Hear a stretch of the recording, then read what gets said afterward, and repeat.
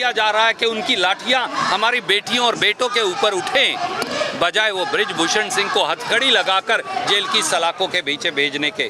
क्यों चुप हैं मोदी जी, क्यों चुप हैं अमित शाह जी?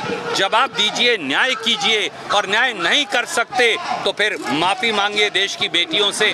आदरणीय साथियों, इस देश के लिए इससे बड़ा दुर्भाग्य हो क्या सकता है कि देश की बेटियां, देश की स्पोर्ट्स वुमेन, देश के खिलाड़ी न्याय की गुहार लगाते अपना अपना दामन बिछाए न्याय की गुहार लगा रहे हैं, और दिल्ली की सरकार के कान में जूं नहीं रेंग रही। क्या कारण है कि भारतीय जनता पार्टी के सांसद बृजभूषण किशोर सिंह को गिरफ्तार नहीं किया जा रहा? क्या अब देश की सुप्रीम कोर्ट के कोई मायने नहीं बचे? क्या भाजपा से बेटी बचाओ नारा हो गया है? क्या बेटी बचाओ के कोई मायने नहीं है? देश के प्रधानमंत्री का दिल क्यों नहीं पसीजता? मैं उन्हें हाथ जोड़कर कहता हूं, प्रधानमंत्री जी, इतने निर्दयी मत बनिए, भूल जाइए हमें, पर उन बेटियों की तरफ तो देखिए जिनको आप लाडते और दुलारते थे, जिन्हें कहते थे आपकी बेटी, आप मेडल लेकर आई हो, आपने देश का नाम रोशन किया है, भारत का तिरंगा फहराया है।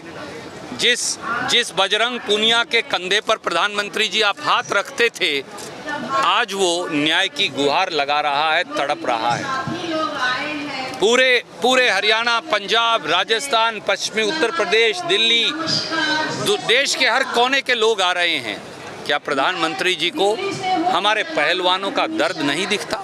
क्या बृजभूषण किशोर सिंह इतना बड़ा आदमी हो गया कि वो हमारी बेटियों का शारीरिक शोषण करे, वो बेटियों को मानसिक उत्पीड़न करे, सुप्रीम कोर्ट उस पर एफआईआर दर्ज करवाए, परंतु न्याय की गुहार के लिए फिर भी हमारे पहलवान साथी, स्पोर्ट्स वुमेन और स्पोर्ट्समैन तड़पते रहें?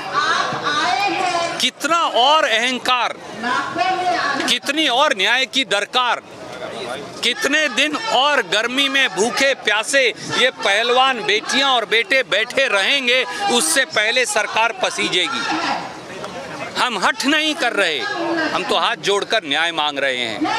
प्रधानमंत्री जी, अगर आपने न्याय नहीं किया तो माफ कीजिए, आप बेटियों का मन दुखा रहे हैं। देश की, जो देश की बेटियों का मन दुखाता है, जो खिलाड़ियों का मन दुखाता है, उसे भगवान भी कभी माफ़ नहीं करता। मोदी जी, आपको भगवान भी माफ़ नहीं करेंगे अगर आपने बृज किशोर सिंह को जेल की सलाखों के पीछे नहीं भेजा। यह आंदोलन तो चलता रहेगा, इसको तो हमारे बुजुर्ग जो हैं वो अपना खून पसीना एक करके समर्थन देते रहेंगे, परंतु सत्ता का सिंहासन डोलेगा ज़रूर, और जिस दिन न्याय होगा उस दिन जेल की सलाखों से बहुत आगे की सजा मिलेगी। न केवल उस बृज किशोर सिंह को जिसने शारीरिक और मानसिक शोषण बेटियों का किया है, बल्कि उनको भी, वो ज़्यादा बड़े दोषी हैं जो बृज किशोर सिंह को बचा रहे हैं, और वो लगता है कि देश के प्रधानमंत्री स्वयं हैं। इसलिए हम उनसे गुहार लगाते हैं, या न्याय कीजिए, और नहीं तो मान लीजिए कि आप बेटियों का शोषण करने वाले लोगों के साथ खड़े हो मोदी जी, फिर देश ये आपको बताएगा कि न्याय होता क्या है। धन्यवाद।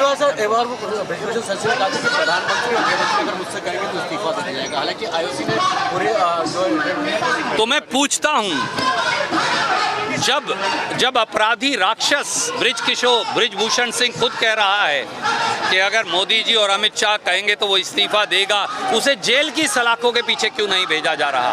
दिल्ली पुलिस बृजभूषण सिंह को पकड़ने की बजाय पहलवानों को धक्के क्यों मार रही है? हमारे बेटे दिल्ली पुलिस में, हमारे बच्चे भर्ती होते हैं, पर उनको यह आदेश क्यों दिया जा रहा है कि उनकी लाठियां हमारी बेटियों और बेटों के ऊपर उठें, बजाय वो बृजभूषण सिंह को हथकड़ी लगाकर जेल की सलाखों के पीछे भेजने के? क्यों चुप हैं मोदी जी, क्यों चुप हैं अमित शाह जी? जवाब दीजिए, न्याय कीजिए, और न्याय नहीं कर सकते तो फिर माफ़ी मांगिए देश की बेटियों से, और कह दीजिए कि भाजपा से बेटी बचाओ नारा बन गया। धन्यवाद। दादा आपका प्रेम बना रहे, आपका संघर्ष बना रहे। आपका संघर्ष ही हमारी बेटियों की ताकत है, इस देश की बेटियों की ताकत। ये लड़ाई एक प्रांत के लोगों की नहीं, ये 2 या 3 या 4 प्रांत के लोगों की भी नहीं, ये लड़ाई किसी जाति की नहीं, ये लड़ाई इस देश के नौजवान की लड़ाई। इस देश के नौजवान को न्याय मिलेगा या नहीं मिलेगा, ये लड़ाई है। इस देश की बेटियों को न्याय मिलेगा या नहीं मिलेगा, ये लड़ाई इस बात की। कश्मीर से कन्याकुमारी तक, पोरबंदर से मिजोरम तक, हर बेटी और बेटे का ये संघर्ष और लड़ाई। और इस लड़ाई में हर साथी की मदद, हर साथी का आशीर्वाद हमारे इन बेटे और बेटियों को चाहिए। मैं व्यक्तिगत तौर से अपनी तरफ से और ये सारा परिवार के, कोई काका को ताऊ को भाई, मेरे बहुत सारे परिवार के लोग यहाँ बैठे, आप सब इन सब की तरफ से भी मैं एक ही आश्वासन आपको देता हूँ, जो हमारे भाई अंदर बैठे, कि हम सब एक आवाज मारोगे। हमारी जिस प्रकार की मदद की जरूरत है आपके लिए, और हमारी बेटियों को न्याय मिले, केवल इतने ही उस प्रभु के चरणों में कामना है।